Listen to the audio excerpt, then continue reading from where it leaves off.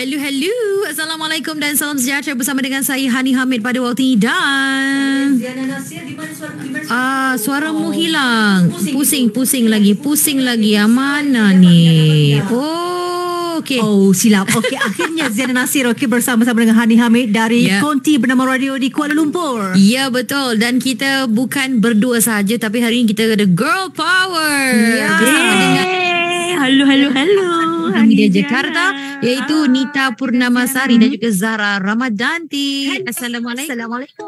Waalaikumsalam. Apa kabar Hani dan Ziana? Sudah lama tidak bersua. Baik. Alhamdulillah. Okey, kalau minggu yang lalu untuk yang bagi musim yang ketiga episod yang pertama, Nita tiada, saya pun tiada. Betul. Ya, dan hari ini Dami pula tiada. Dami pula tiada. Ya, betul. Tapi hari ini kita bersama dengan aku Danti. Hai Danti. Apa kabar Hani dan Ziana?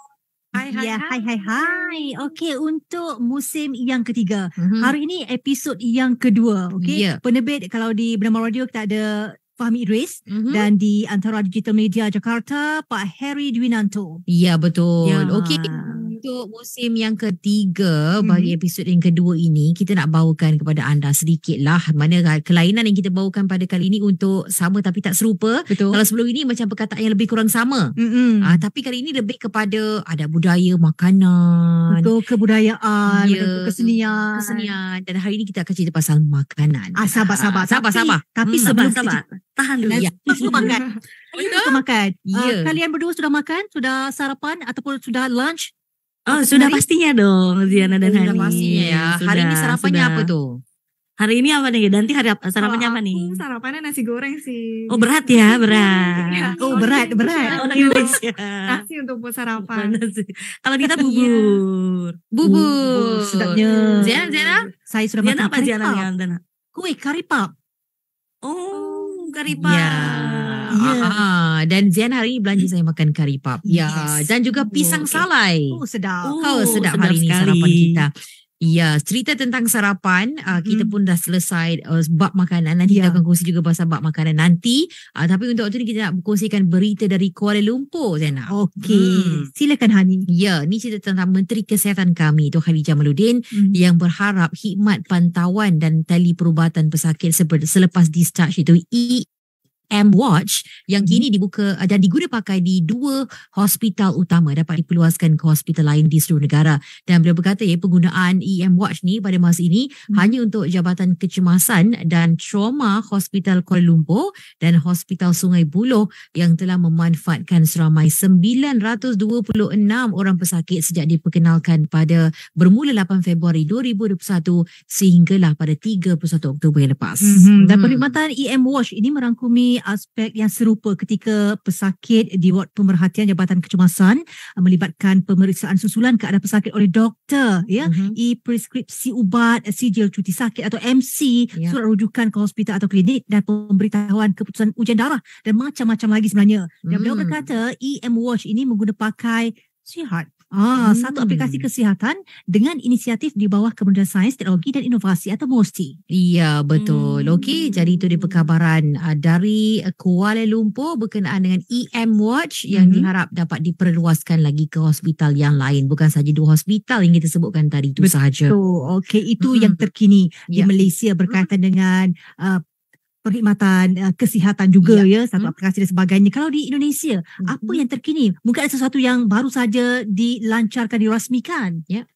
Kalau di Jakarta sendiri sih memang kita untuk di aplikasi kesehatan masih menggunakan dari aplikasi yang sudah ada yaitu di JKN Mobile. JKN Mobile, terus masih dengan aplikasi Peduli Lindungi, apalagi menyambut G20 ini aplikasi Peduli Lindungi ini akan dapat 13 bahasa dengan 13 bahasa gitu. Akan ada 13 bahasa dalam penggunaannya. Nah, kalau EM-Watch itu berbentuk jam kah Hani atau Ziana atau aplikasi? dia sejenis aplikasi sebenarnya kan EMWatch ini untuk memastikan mereka yang berada di bawah pemantauan itu akan dapat dipantau dengan mudahnya, tapi hanya diaplikasikan hanya di 2 buah hospital saja. Jadi itu yang diharapkan oleh Menteri Kesihatan, lepas ni akan diperluaskan lagi ke hospital yang lain. Itu perkabarannya dari Malaysia. Ini merupakan khidmat pantauan juga tali perubatan pesakit. Okey. Ya. Baik Hani dan Diana. Kali ini berita dari Indonesia, yaitu Presiden Jokowi meluncurkan Metaverse IKN bernama Jagat Nusantara, yang dimana Presiden Joko Widodo meluncurkan platform digital berbasis interaksi sosial di dunia virtual bernama Jagat Nusantara. Peluncuran Metaverse bertepatan dengan perayaan Hari Sumpah Pemuda pada Jumat 28 Oktober kemarin. Oke, untuk platform Jagat Nusantara tersebut merupakan isi gambaran dari ibu kota negara Nusantara, di mana di dunia nyata itu masih dalam tahap pembangunan ya Hani dan Ziana. Wisnu Tama Kusubandio sebagai founding chairman mengatakan bahwa Jagat Nusantara akan menjadi media sosial masa depan, platform e-commerce platform e-commerce masa depan. Jadi nanti kita bisa berbelanja lewat Metaverse ini, serta ditambah lagi nanti akan adanya platform olahraga atau platform hiburan untuk masa depan. Iya betul. Dan platform ini juga dapat menjadi jembatan antara ekonomi digital dan ekonomi real di kehidupan nyata. Dengan adanya platform tersebut, pengguna dapat menggunakan suatu rapat, pertemuan, nonton bareng film, konser virtual, pertunjukan, bahkan memamerkan karya digital dan interaksi lainnya yang hanya menggunakan telepon genggam serta website. Jagat Nusantara ini juga merupakan hasil kolaborasi anak muda Indonesia untuk menghadirkan IKN dalam dunia virtual dengan inisiasi Presiden Jokowi. Dan saat ini belum ada loh biaya untuk berlangganan untuk mengakses IKN di Jagat ini. Nah, dengan adanya Metaverse IKN ini, kamu bisa mengunjungi beberapa tempat yang terdapat di IKN Jagat Nusantara. Di antaranya Istana Presiden atau Presidential Palace, Cinema, Art Gallery, Clothing Store, Street Show, Zero Point Monument, untuk bisa merasakan secara digital kunjungan. Nah, bisa dikunjungi nih melalui situs fly.jagat.io. Lalu klik enter Jagat, kemudian tinggal mengikuti petunjuk yang telah disediakan di dalam website tersebut. Nah, jadi Hani dan Diana nih kalau mau coba lihat merasakan gitu kan. IKN itu bisa nih kunjungi websitenya di fly.jagat.io. Gitu. Okey, baik, sangat menarik gitu. Metaverse IKN bernama Jagat Nusantara. Sangat baik sekali, ramai orang berkatakan tentang Metaverse di mana-mana saja berkaitan dengan Metaverse, iaitu satu perkembangan elemen pelbagai dalam teknologi yang direka untuk bolehkan pengguna merasai pengalaman hidup dalam dunia digital.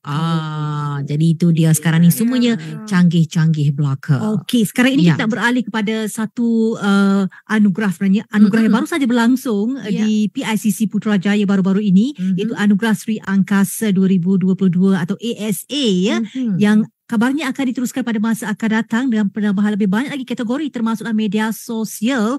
Dan untuk pengetahuan, Nita dan juga Danti bernama radio sendiri telah pun mendapat tempat dalam top 5 dalam 14 kategori sebenarnya, dan Alhamdulillah kami sendiri di Bernama Radio memperoleh 3 kemenangan. Betul, 3 kemenangan yang diraih oleh rakan-rakan kita, iaitu di bawah Buletin Radio Terbaik yang dimiliki oleh Hirzi Muhammad, liputan berita radio terbaik itu Ahmad Fauzal Azmi, dan pengimbangan audio radio lokasi terbaik iaitu Muhammad Zaini Ahmad Norbi. Dan untuk pengetahuan untuk pengetahuan Danti dan juga bersama dengan Nita kan, kami berdua turut dicalonkan untuk top 5 finalis tetapi tidak tidak berjaya. Ya, terima kasih. Walaupun tidak berjaya, kami pulang dengan senyuman yang bergaya. Ya, kami menang sudah dengan masuk gaya. kategori sudah masuk top 5 kategori itu udah pencapaian luar Alhamdulillah. biasa Ya, syukur banyak-banyak. Ya, betul, syukur-syukur sekali. Apapun untuk anugerah Sri Angkasa ini dikatakan akan diteruskan lagi pada masa akan datang, dan untuk memastikan industri kreatif tempatan terus berkembang yang bukan sahaja melibatkan penyiaran, dunia penyiaran itu industri kreatif yang ada, tetapi ditambah lagi dengan adanya media sosial dan pelbagai lagi. Untuk makluman dah lama tak diadakan sebenarnya anugerah ni sebabkan pandemik dan sebagainya. Kali terakhir pada tahun 2016 dan kembali untuk tahun 2022. Dan kali ini berbezanya apa? Ada wang tunai sebagai hadiah kepada pemenang. RM5,000. RM5,000. RM5,000. Cuba bayangkan sebenarnya menerima banyak penyertaan, lebih daripada 1,354 daripada 1,586 pencalonan menepati kriteria yang ditetapkan, dengan sebanyak 1,035 pencalonan adalah bagi kategori televisyen, 276 bagi kategori radio dan 43 untuk kategori media baru. Itu dia. Ini tiap tahun ya Hani dan Ziana? Dia selang-selang sebenarnya. Ada waktu tahunnya yang tidak dianjurkan. Contohnya dimulakan pada tahun 1972 oleh Radio Television Malaysia pada asalnya. Cuma pada tahun 2000 baru dibuka kepada stesen-stesen yang lain. Kalau ikutkan setakat tahun 2000 saja, pada tahun 2001, 2004, 2005, 2006, 2010 dan kemudian tiba-tiba saja 2016 dan sekarang ni 2022. Ya. Untuk seterusnya kita kena tunggu. Kita tunggu. Tak pasti lagi bila. Ya, betul. Okey.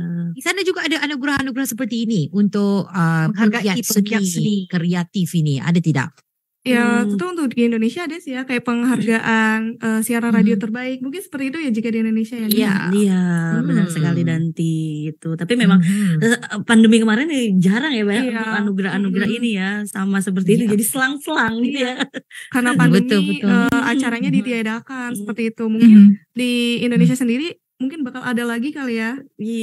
Sekarang udah bisa melakukan acara secara offline gitu di sini. Ya, benar.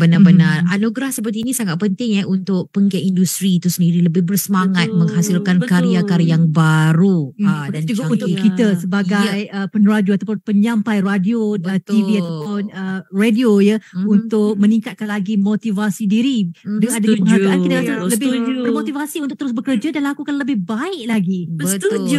Semoga nanti kalau ada ajang ini Hani dan Ziana kita doakan juara. Amin. Satu hari nanti insyaAllah ya. Okey, baik, itu berita dari Kuala Lumpur. Kalau dari Jakarta bagaimana pula?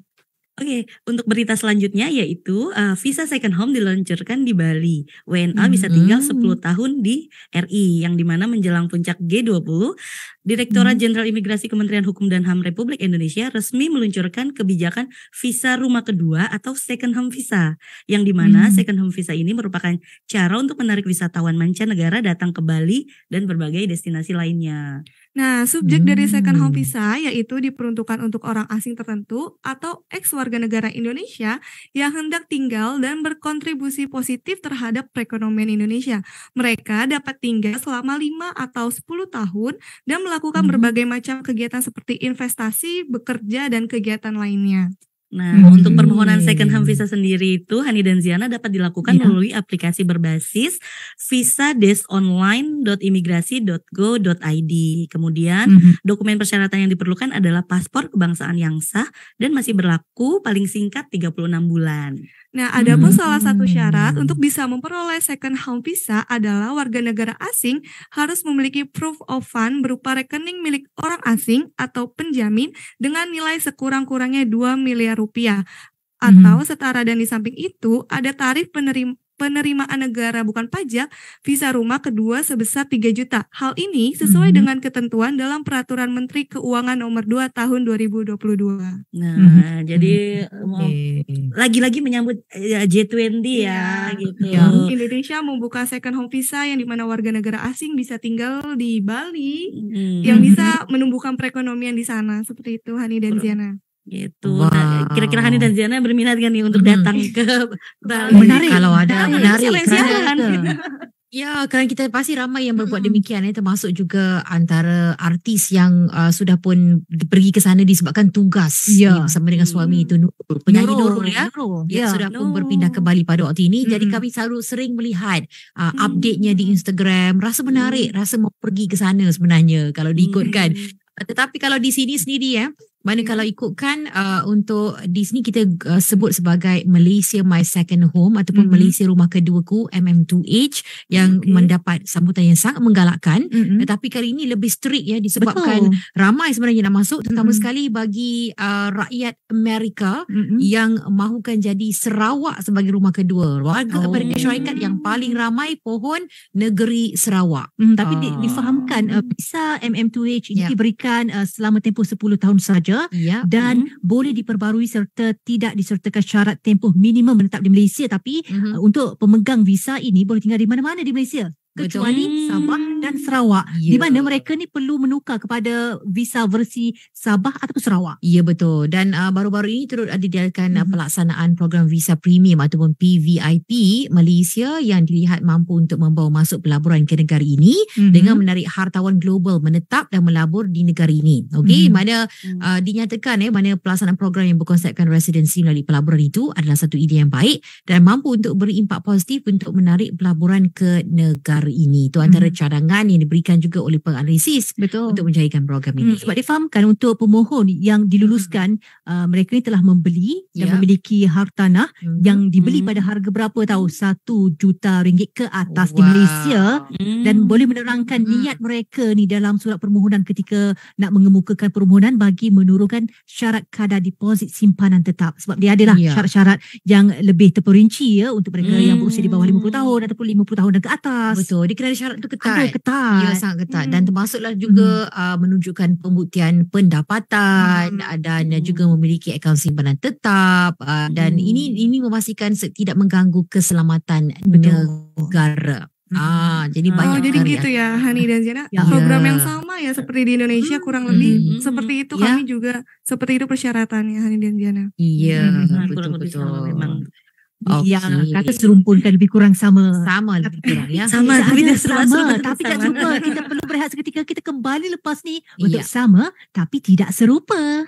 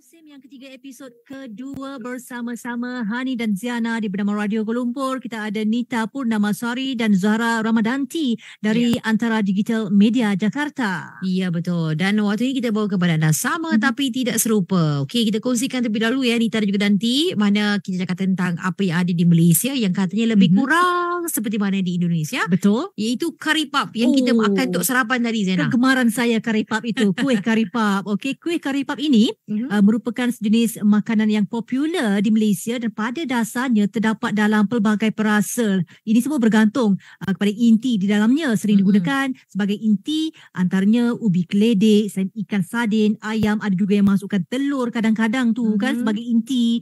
Dalam bahasa Inggeris pula dipanggil curry puff. Yeah, betul. Mana curry puff ni bentuknya tak semi seperti curry puff. Perbezaan dari segi pembuatan pastry curry puff dan curry puff ni tidak sama. Mana lipatan pada asas curry puff yang seperti satu corakan yang dipanggil sebagai claim. Yang dia itu perlukan kemahiran tu tak Kemahiran. semua orang pandai buat claim tu. Ya, Cantik, betul. kan?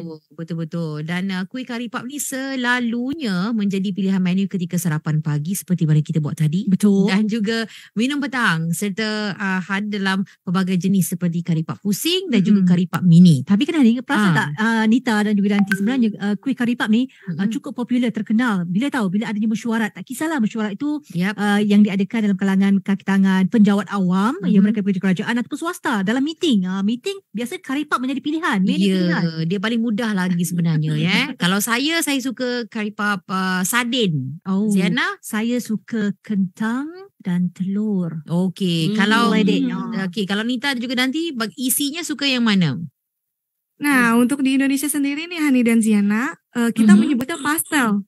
Nah, yang Pastel. dimana pastel ini merupakan camilan rumahan yang sering sekali dijumpai di Indonesia. Pastel menjadi camilan mengenyangkan karena banyak isiannya. Berupa bagian luarnya merupakan kulit pastry yang agak tebal namun renyah. Serta dalamnya terdapat berisi aneka sayuran seperti wortel, kentang, serta bihun yang ditumis dan ditambah telur rebus dalam isian pastel. Pastel ini sering disajikan dengan cabai rawit hijau atau cocolan sambal kacang. Nah, kalau Danti berarti sukanya yang isiannya sayuran. Iya. Yang sayur-sayur ya. Kentang, telur. Nah, kalau Nira juga sama sih, Hani dan Ziana sukanya tuh yang isinya tuh kalau daging ada ya pastel. Ada juga ya. Yang mayo ya. Mayo, pastel mayo juga ada. Jadi dia ada perbedaan tuh ada di campuran mayonesnya tuh Hani dan Ziana. Jadi di Indonesia juga jadi, sama ya pastel jadi sarapan.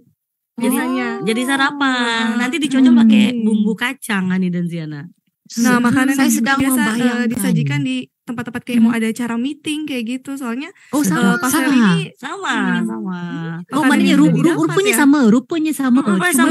Jadi itu untuk sajian Hani dan Ziana, hidangan. Jadi cemilan kalau lagi rapat gitu kan ya kita sajikan tuh pastel, terus ada arem-arem, ada sambal kacangnya juga buat cocolan pastelnya seperti itu. Yang tadi arang-arang tuh apa? Arem-arem itu lontong. Jadi kayak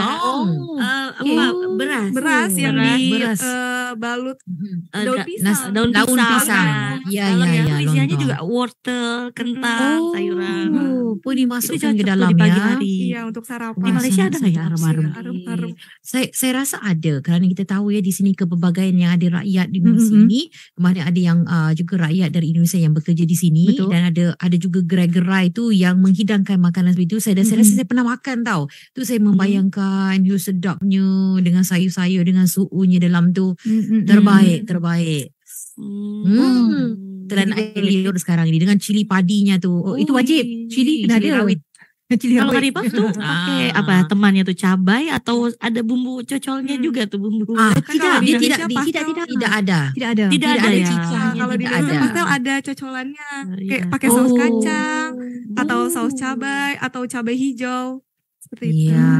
Okey, kalau di sini kari puff hanya makan begitu saja. Sebab dari segi intinya sudah ada rasanya tertentu. Sudah ada macam kari ni kan. Sudah ada lemaknya, manisnya, masinnya. Semua ada. Kalau nak pedas pun dalam tu jugalah kita letak cili dan sebagainya. Sedapnya. Hani, sedap. cukup rasanya kari puff tadi. Betul, tahu tak apa. Tapi yang membezakan kari puffnya adalah dari segi dia punya pastry tu kan. Betul. Tepungnya itu ada yang garing kulitnya kan, garing, ada yang sedapnya. Nanti kita minta Fahmi Idris belikan pastel, tolong carikan ya. Kami teringin sangat. Harus coba ya Hani. Kita juga minta belikan Heri Dunanto untuk bawakan kari puff. Kari puff aku sendiri belum pernah sih makan kari puff itu sendiri yang pernah coba rasanya lebih kari ya. Iya. Belum pernah. Kentang kari dalamnya pun ada sardin, ada juga diletakkan ayam, telur dan macam-macam lagi. Dia ada pelbagai pilihan yang ada. Hani sarden itu Ikan sardin, mackerel. Ikan sardin. Iya. Gitu. Jadi kari puff itu ada ikan sardin ya. Ada selia di dalamnya. Macam ikan sardin yang dalam tin akan dilenyek-lenyek kan. Hancur-hancur. Letak cili, letak perahan limau. bawangnya. Menarik sangat sekali sedap. ya. Di Indonesia belum pernah ada isian makanan sardin. Boleh cuba. Boleh cuba buat. Saya sudah makan air liur ni. Kita coba buat. Okay, jadi apapun ini saja masa yang kita ada ya. Nita dan juga Danti, sampai kita berjumpa lagi pada minggu hadapan pada hari dan juga waktu yang sama menerusi Suara Serumpun musim yang ketiga bagi episod yang ketiga pula pada minggu hadapan. Okey, terima kasih Nita. Terima kasih Hani. Terima kasih Pak Diana. Heri. Terima kasih Pak Heri. Oh iya, nanti